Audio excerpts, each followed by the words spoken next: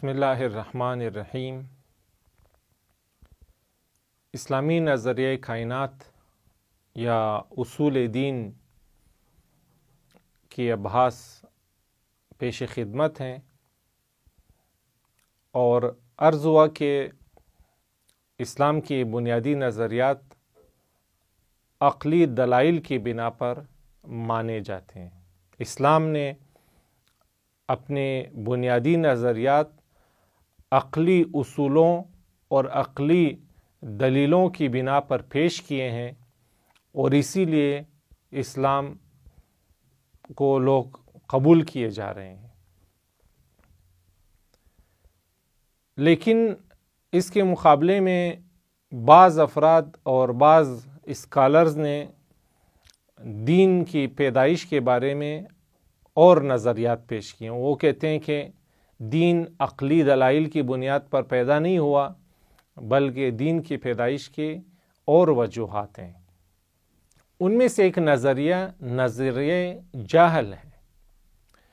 کئی ایسے اسکالرز گزرے ہیں، ایسے دانشمند افراد جنہوں نے یہ نظریہ دیا کہ ابتدائی انسان جو کرۂ زمین پر زندگی بسر کیا کرتے تھے، وہ چونکہ ان کے پاس علم نہیں تھا، وہ سائنس سے آشنا نہیں تھے، وہ غاروں میں رہنے والے انسان تھے، ابھی ترقی نہیں ہوئی تھی، ابھی انہیں لکھنا بھی نہیں آتا تھا، تو وہ دنیا میں مختلف جو حوادث دیکھتے تھے، مختلف حادثات، تو انہیں سمجھ میں نہیں آتا تھا کہ یہ کیوں ہو رہا ہے۔ مثلاً اگر بارش برس رہی ہے تو یہ کیا ہو رہا ہے، کون سا پروسیس ہے جس کی بنا پر بارش برس رہی ہے، طوفان آ رہے ہیں، زلزلے آ رہے ہیں، بیماریاں ہو رہی ہیں، دن اور رات ہے، چاند گرہن ہے، سورج گرہن ہے، اس طرح کے جو نیچرل حادثات ہیں انہیں ان کی سمجھ نہیں تھی۔ وہ علم کی روشنی سے محروم تھا، انہیں لکھنا بھی نہیں آتا تھا، لیکن ذہن میں وہ ہوتا تھا ان کے کہ یقیناً ان کی کوئی علت تو ہوگی، لیکن چونکہ انہیں ان کی سائنسی علت کا علم نہیں تھا، اس لیے انہوں نے ایک فرضی علت اور سبب اپنے ذہن میں بنا لی۔ انہوں نے کہا کہ ان کی علت خدا ہے، جہاں پر بھی انہیں سمجھ میں نہیں آتا تھا کسی پروسیس کا، کسی پروسیجر کا انہیں علم نہیں ہوتا تھا، اس کی کوئی سائنسی وجہ سمجھ میں نہیں آتی تھی، وہ کہتے تھے کہ یہ خدا کر رہا ہے۔ ایک فرضی خیالی چیز انہوں نے بنا لی اور اس کا نام خدا رکھ دیا، اور اس طرح کرتے کرتے ان کے نظریات بنتے گئے، پھر اس خدا کی انہوں نے پرستش کرنا شروع کر دی، رسم و رواج بنے، اور اس طرح ہم دیکھتے ہیں کہ دین بن گیا۔ بس دین کی بنیاد جہل ہے، جہالت ہے، لا علمی ہے۔ جواب میں پہلا نقطہ یہ عرض ہے کہ اس طرح کے جو اور نظریات بھی بیان ہوئے ہیں، اس نظریے کی بھی پہلی اور سب سے بڑی خامی یہ ہے کہ یہ کسی دلیل سے عاری ہے۔ یہ نظریہ جو کہتا ہے دین جہل کی، جہالت کی پیداوار ہے، انہوں نے کوئی بھی دلیل اور ثبوت پیش نہیں کیا، کوئی تاریخی ثبوت، کوئی سائنسی ثبوت، کوئی عقلی ثبوت۔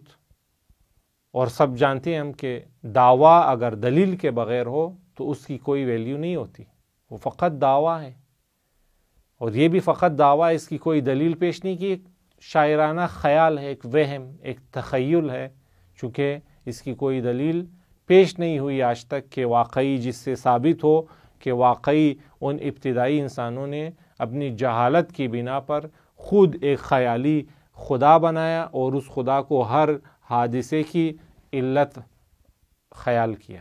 ایسا کوئی ثبوت انہوں نے آج تک پیش نہیں کیا۔ دوسرا جواب اس نظریے کا یہ ہے کہ ہم کہتے ہیں بالفرض ہم مان لیتے ہیں کہ وہ لوگ جہالت کی بنا پر خدا کے معتقد ہوئے اور دین کی طرف آئے، فرض کرتے ہیں کہ یہ نظریہ درست ہے، لیکن پھر بھی اس کا جواب یہ ہے کہ دیکھیں، اگر کسی تحقیق کی وجہ غلط ہو تو لازمی نہیں ہے کہ اس تحقیق کا نتیجہ بھی غلط ہو۔ اگر کسی تحقیق کی وجہ یعنی کسی تحقیق پر مائل ہونے کی وجہ، مائل ہونے کا انگیزہ اور موٹیو اگر غلط ہو تو لازمی نہیں کہ اس تحقیق کا نتیجہ بھی غلط ہو. جس طرح ہم میڈیکل سائنس میں دیکھتے ہیں، سائنسی بیماریوں پر تحقیق کی وجہ انسان کی لا علمی تھی. انسان کو پتہ نہیں تھا کہ یہ بیماری کیا ہے، کیوں ہو رہی ہے، اس کا علاج کیا ہے. درست، اس کو معلوم نہیں تھا، جاہل تھا. لیکن اس نے تحقیق کی، تحقیق کے نتیجے میں دلائل کی بنا پر اسے بیماری کا علم ہوا، اس کا علاج بھی معلوم ہوا. تو اب ہم یہاں نہیں کہتے ہیں کہ چونکہ وہ جہالت کی بنا پر تحقیق کے لیے مائل ہوئے لہذا تحقیق کا نتیجہ بھی غلط ہے. اگر اس طرح ہوتا تو پھر اس کا مطلب ہے کہ پوری سائنس کو ہم بالکل باطل قرار دیں، غلط قرار دیں، چونکہ اکثر سائنسی تحقیقات کی وجہ اسی طرح کی بعض نفسیاتی چیزیں بنی ہیں. تو یہ جس طرح میڈیکل سائنس کے بارے میں اور دیگر سائنسی شاخوں کے بارے میں یہ بات درست نہیں ہے، اسی طرح دین کے بارے میں بھی یہ بات درست نہیں ہے. اگر فرض بھی کر لیں، نظریہ جہل کو درست بھی فرض کر لیں، پھر بھی اس کا نتیجہ درست نہیں نکلتا. زیادہ سے زیادہ یہ ثابت ہوگا کہ ان ابتدائی انسانوں نے اپنی جہل کی بنا پر تحقیق کی، لیکن تحقیق کے نتیجے میں وہ ایک حقیقت تک پہنچے، اور وہ حقیقت یہ تھی کہ اس کائنات کا بنانے والا خالق موجود ہے. وہ خالق حکیم ہے، عادل ہے، اور اس طرح وہ اس کے نمائندوں کی طرف آئے، اور بہرحال دین کی طرف وہ لوگ آئے.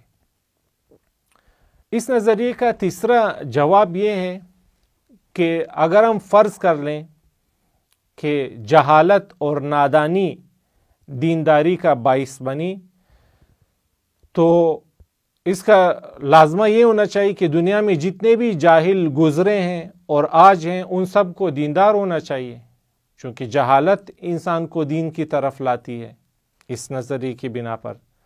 تو پھر اتنے جو جاہل دنیا میں ہیں ان سب کو دیندار ہونا چاہیے، یا تاریخ میں جتنے جاہل گزرے ہیں وہ سب دیندار ہونے چاہیے تھے. لیکن تاریخ میں ہم دیکھتے ہیں کہ ایسا نہیں ہے، اور نہ آج کی دنیا میں ایسا ہے. ایسے کئی ملین جاہل موجود ہیں جو کسی دین کے قائل نہیں ہیں، یا تاریخ میں بھی ایسے گزرے ہیں. تو اس کا مطلب یہ ہے کہ یہ نظریہ درست نہیں ہے. اور چوتھا جواب اس نظریے کا یہ ہے کہ اگر دین جہالت کی پیداوار ہے، نادانی کی پیداوار ہے، تو جو لوگ عالم ہیں، دانشمند ہیں، اسکالرز ہیں، سائنسدان ہیں، ان کو بالکل بھی دیندار نہیں ہونا چاہیے، چونکہ ان کے پاس تو علم ہے. لیکن ہم دیکھتے ہیں کہ سینکڑوں اور دسیوں ملین ایسے افراد تاریخ میں بھی گزرے ہیں اور آج بھی موجود ہیں جو اسکالر ہیں، جن کے پاس علم ہے، سائنسدان ہیں، لیکن وہ پھر بھی دین کے معتقد ہیں. اس کا مطلب یہ ہے کہ دین دلائل کی بنیاد پر انہوں نے مانا ہے. دین کے اپنے دلائل ہیں، دین کے اپنے ثبوت ہیں، جن کے ذریعے اس کی حقیقت اور حقانیت ثابت ہوتی ہے. اور اس نظریے کا پانچواں جواب یہ ہے کہ اگر دین جہالت کی پیداوار ہے تو دین کو جہالت کے ساتھ مقابلہ نہیں کرنا چاہیے. دین آ کے جہالت کو پروموٹ کرے، چونکہ دین اس صورت میں پھیلے گا، مانا جائے گا جب جہالت زیادہ ہوگی. چونکہ یہ نظریہ کہہ رہے جہالت دین کی بنیاد ہے، تو دین کو اپنی بنیاد مستحکم کرنی چاہیے، دین کو علم کے بارے میں کچھ نہیں کرنا چاہیے. لیکن ہم دیکھتے ہیں کہ دین مخصوصاً دین اسلام علم کو فریضہ قرار دیتا ہے، علم کو ایک واجب قرار دیتا ہے، ایک ضروری شے قرار دیتا ہے، بنیادی عبادت قرار دیتا ہے. تو یہ دین جو آ کے خود جہالت کے ساتھ مقابلہ کر کے علم کی ترویج کر رہا ہے، اس کا مطلب یہ ہے کہ دین جہالت کی پیداوار نہیں ہے بلکہ دین علم کی پیداوار ہے. تبھی تو دین آ کے علم و فہم و فکر کی ترویج کر رہا ہے، اس کی طرف انسانوں کو دعوت دے رہا ہے، بلکہ واجب اور فرض کی حد تک انہیں علم سے، فکر سے آشنا کر رہا ہے.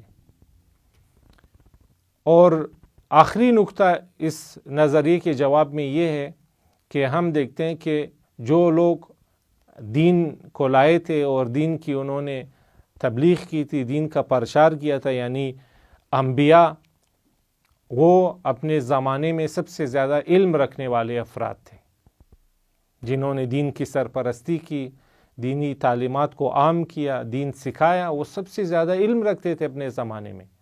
اس کا مطلب یہ ہے کہ دین جہالت کی پیداوار نہیں ہے، دین عقلی دلائل کی بنیاد پر جب انسان خدا سے آشنا ہوا اور اس خدا کے نمائندوں کی طرف آیا تو دین پیدا ہوا، اور اس طرح یہ نظریہ آگے بڑھا۔